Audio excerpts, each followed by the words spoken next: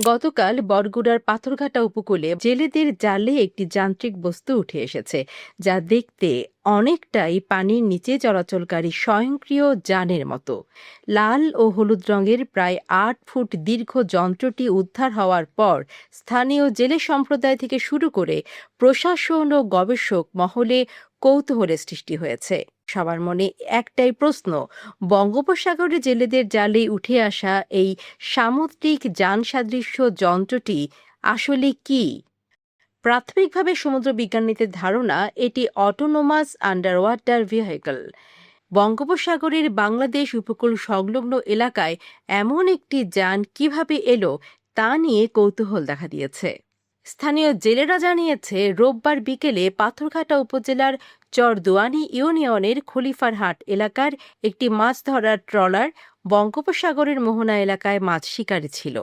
জাল তোলার সময় জেলেরা অস্বাভাবিক ভার অনুভব করেন। ট্রলারের জেলে মিরাজ হোসেন বলেন, প্রথমে মনে হয়েছিল বড় কোনো পাখি বা সেলফিশ জালে আটকা পড়েছে। পরে জাল তুলে দেখি এটি মাছ নয়, একটি যন্ত্র। আমরা আগে কখনো এমন কিছু দেখিনি। পরে পাথরঘাটা থানার পুলিশ যন্ত্রটি হেফাজতে নিয়েছে। উদ্ধার হওয়া যন্ত্রটির ছবিতে দেখা যায় এটি টর্পেডোর মতো দীর্ঘ সিলিন্ডার আকৃতির। এর উভয় প্রান্ত গোলাকার এবং পেছনের অংশে স্থিতিশীলতার জন্য ফ্যান বা পাখা রয়েছে।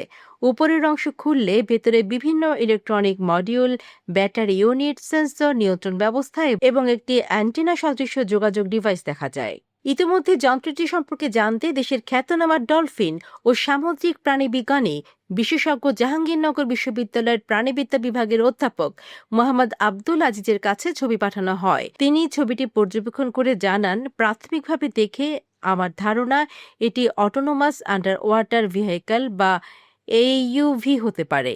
আমাদের সমুদ্র সীমায় নিয়মিত এ ধরনের যান ব্যবহারের তথ্য আমার জানা নেই।